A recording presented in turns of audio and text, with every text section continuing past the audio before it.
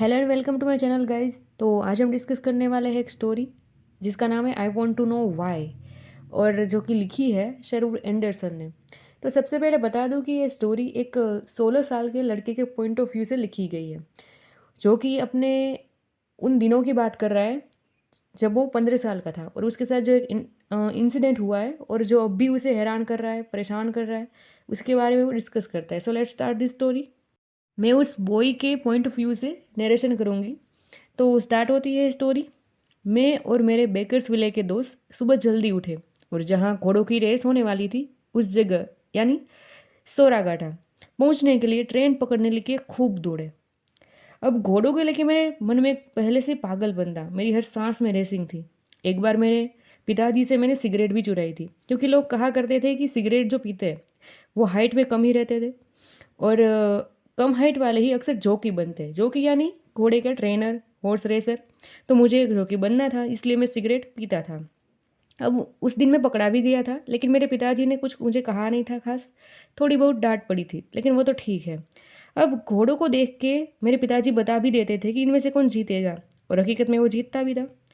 Horses को लेके वो भी काफ़ी इमोशनल रहते थे। जब भी हॉर्सेस की बात आती थी तो लिटरली रोने लगते थे। मुझे याद है उन दिनों एक कुक था जिसका नाम था बिलदाद। वो कुक भी था और हॉर्स ट्रेनर भी था। सीजनल काम था उसका, जब हॉर्स रेसिंग नहीं होती थी तो वो कुक होता था, और जिसकी बातें काफ़ी लजीज थी। मेरा मुंह उसकी बातों को सुनने के लिए तड़प रहा था, ना कि मेरे कान। ना रेस शुरू होने वाली है और सभी घुड़सवार अपने घोड़ों को लेकर तैयार हैं। अब बात करता हूँ एक ऐसे दो घोड़ों की जो कि काफ़ी फेमस है इन सभी घोड़ों में, जिसके नाम है मिडल स्ट्राइड और सनस्ट्रीक। सनस्ट्रीक के नाम के जैसे ही उसके गुण हैं, सूरज की किरणों के जैसी चमकदार और खूबसूरत स्किन है। जिसका ट्रेनर है जेरी टिलफोर्ड, जिसे मैं बेकर्स विले से होने के कारण जानता था। वो भी उसी जगह से था, सो इसीलिए वो जब सनस्ट्रीक को तैयार कर रहा था तभी मुझे और जेरी दोनों को पता चल गया था जीतेगा तो सनस्ट्रीक से।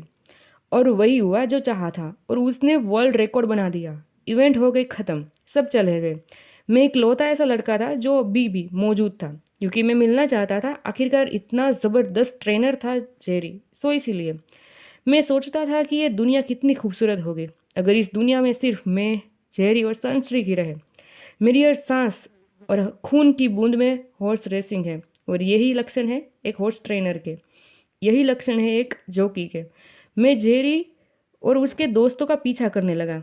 आखिरकार वो एक तवायफ के घर पे रुके। फिर एक बदसूरत और गंदी औरत ने दरवाज़ा खोला। वो सब अंदर चले गए। उस घर से काफ़ी बदबू आ रही थी। जेरी ने अपना घमंडीपन दिखाना शुरू कर दिया, मानो कि रेस सनस्ट्रिक ने नहीं पर उसने खुद ने जीती हो। और खिड़कियों से जो मैं उसका घटियापन और घिनौनी हरकतें देख रहा था, जो कैरेक्टरलेसनेस देख रहा था, वो आज भी मुझे याद है। और आज भी मुझे क्वेश्चन होता है कि आखिर क्यों मैं जेरी को समझ नहीं पा रहा। एक समय था जब जैसे कोई लड़का, कोई यंग लड़का अक्सर अपने सपनों में आने वाली लड़की, जिसे हम सपनों की रानी कहते, तो वो लड़की के ख्वाब देखता है, लेकिन वो उसे कभी मिलती नहीं है। तो वैसे ही ख्वाब मैं जेरी के लिए देखता था, और जिसके लिए मैंने ये ख्वाब देखे वो ही जेरी। ऐसा भी हो सकता है? उसका यह रूप मुझे समझ नहीं आ रहा था। मैं हर बार फेल हो रहा हूँ ये जानने के लिए। I want to know why, क्यों ऐसा जेरी ने किया। क्योंकि अब नैरेटर की एज देखिए, टीन एज है, सो इसलिए वो कन्फ्यूज़न में है।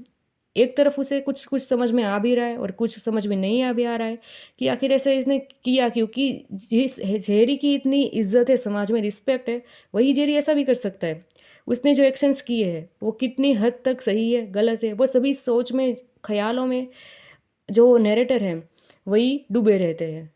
आई होप आपको ये वीडियो अच्छा लगा हो, एक्सप्लेनेशन अच्छा लगा हो। अगर अच्छा लगा है तो चैनल को लाइक करिए, शेयर करिए, सब्सक्राइब कर दीजिएगा। Thank you.